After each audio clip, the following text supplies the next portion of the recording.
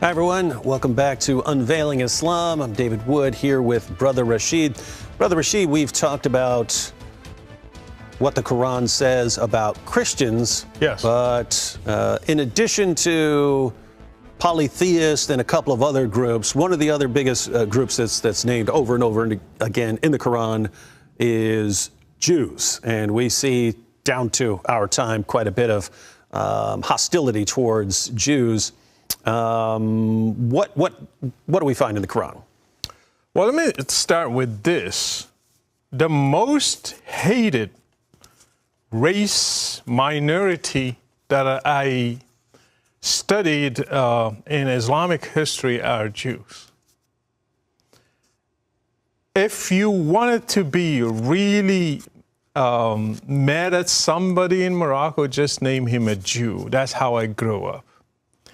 When you read the Quran, we start with the Fatiha, the opening in our prayers. We have to do it in every prayer. Your prayer is not accepted unless you do the opening chapter, which is chapter number 1 in the Quran. All scholars that I read for them, they say the opening chapter is referring to Jews and Christians. The Christians went astray, the Jews are the cursed ones. So we repeat it, imagine 17 times a day. I'm reminding myself that the most cursed ones are Jews, the ones who went astray are Christians. So this is recited over and over again in prayers. Over and over. This is brainwashing. And this is one of the most disturbing things about this. So you're pointing out, and it's, if you hear what's being said, and even if you hear it being translated, like if you're a Christian or a Jew and you hear this, you don't know what they're referring to when it says those who went astray and those who are cursed. Yes. They understand these are talking about Jews and Christians. Yes. One of the most disturbing things I find about that is there are Christians who invite Muslims to recite these their things churches for interfaith activities, and then Muslims show them how to recite this prayer, and you'll have Christians reciting prayers not knowing that they're calling themselves the ones who are led astray and that they're actually cursing Jews. Ignorance kills, David. They are just ignorant. I wouldn't do that because I grew up knowing what it means. And my dad, when he explained it to me, he said, we're talking about Jews and Christians. If anybody want to change the meaning nowadays because it's exposed, that's their problem. But through history, that was the meaning. And take it now into a global scale. We hated the West and we hated Israel. Why? Because the West represents Christianity and Israel represents Jews. So the traditional two main enemies of Muhammad were Christians and Jews. Just look now.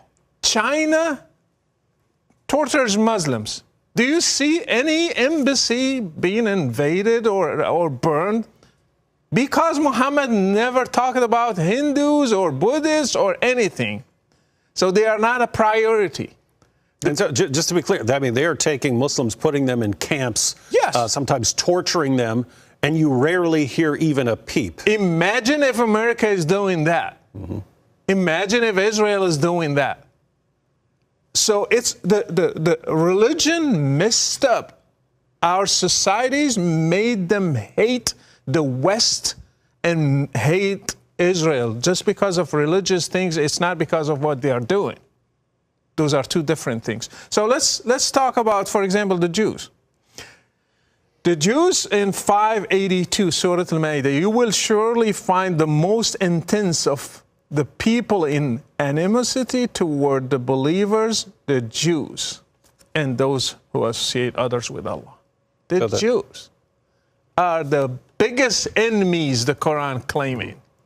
And since Muhammad, Muslims, they do not say it has a context, it belongs then, and it has nothing to do with people nowadays. No. It's true back in the days, it's true today, and it's going to be true tomorrow. Yeah, because, I mean, Muhammad also said that the end will not come until you fight the Jews to such an extent that you're killing them so much that they're running and they're hiding behind rocks and trees, and then the rocks and trees are going to call out and say, hey, there's a Jew behind me, come get him. Yes. And also, I mean, don't get me wrong, in other verses you find Muhammad talking about them in the Quran as the children of Israel. That's when he was happy with them. Mm-hmm. So when he was happy, he called them the children of Israel. And he said, I preferred you over the worlds. But when he was mad at them, he didn't call them children of Israel anymore, Jews. Until today, the word Jew is an insult. It's not really something referring to a race. It's an insult. Calling somebody a Jew is an insult in the Muslim world. Which means that whatever Muhammad did, it stayed in our society and continues until today. Mm-hmm. And let me just, so you just read Surah 5, verse 82. Yes.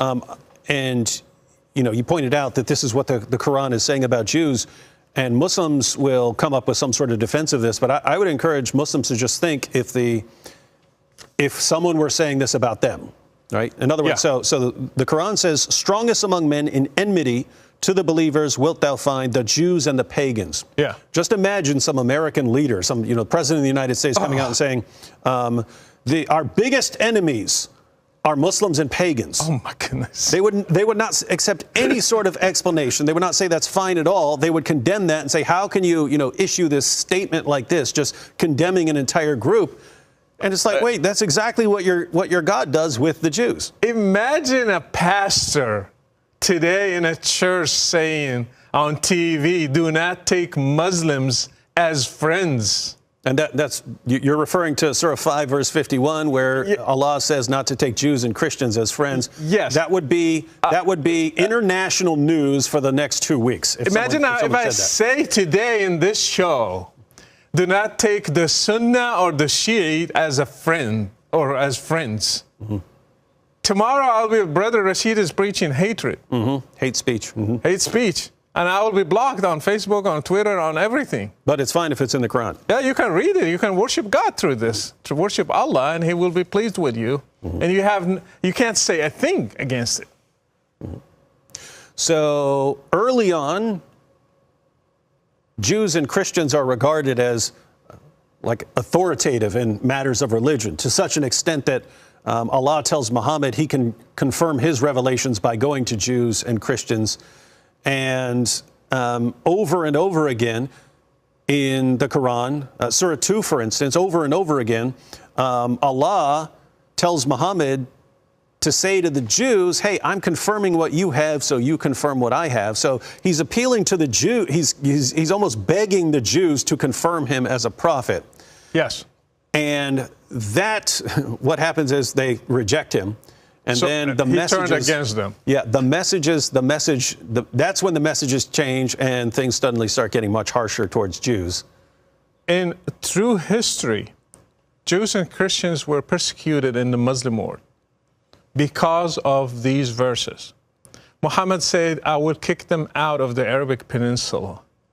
I will leave only one religion. That's Sahih Muslim, one of their best sources. He will expel the Jews and Christians from the Arabian Peninsula and not leave any but Muslims, even though Jews and Christians were there before him. Yeah, and Omar executed that promise. He did it when he became caliph. Since then, Christians and Jews are hated, but more Jews are hated than Christians. I have to mention that. Much more hatred towards Jews than Christians. In Muslim countries, they were kicked out. You will not find now Jews in Egypt. You will find few hundreds in Morocco, and not in Tunisia, not in Algeria, not in Iraq, not in all these places. Why? Some people will say, well, just because Israel was made, Israel just was 1948.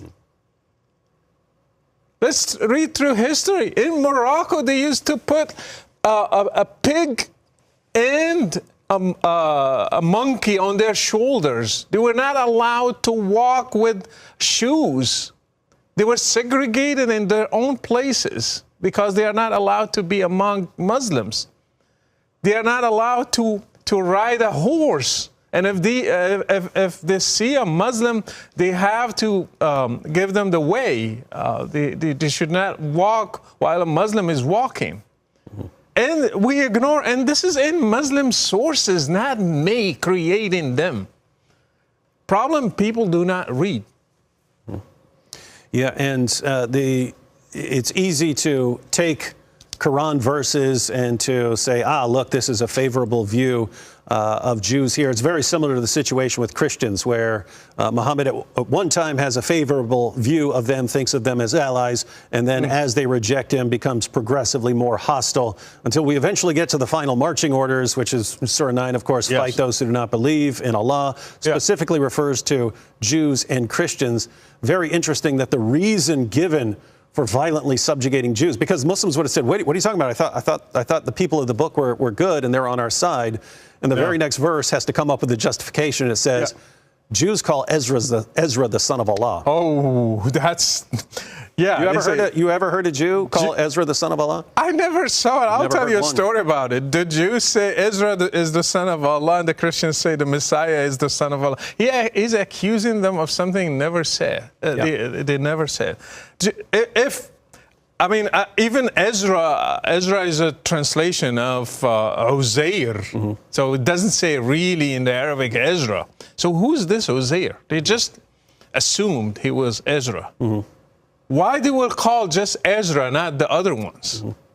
That's one thing. Second, when I went to Israel, I found a grave named Ezra.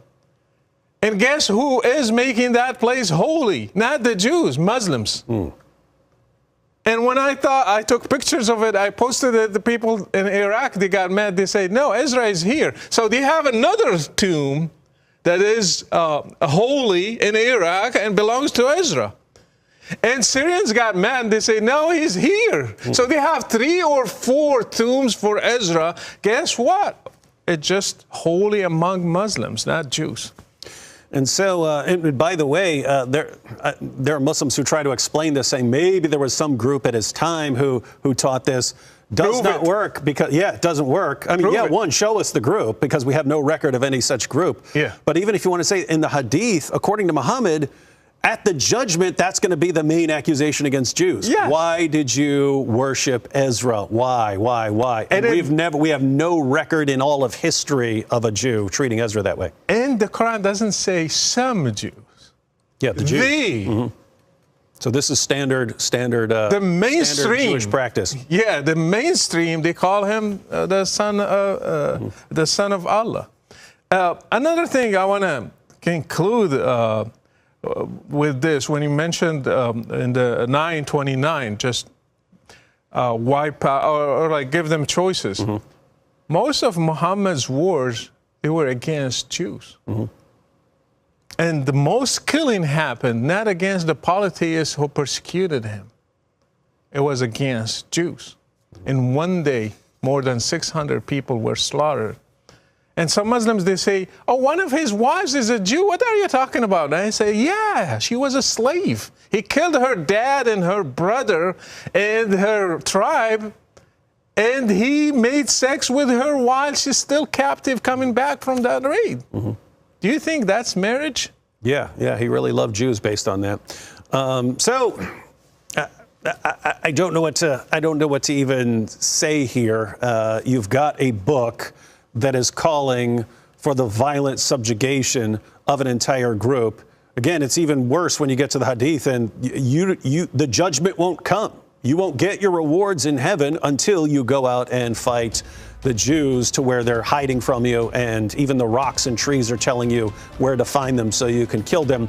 And when you say, well, why all of this hatred and hostility towards this group? It's because they worship Ezra, and it's completely false. And so here you have a religion calling for the violent subjugation and the eventual extermination of an entire group based on a lie.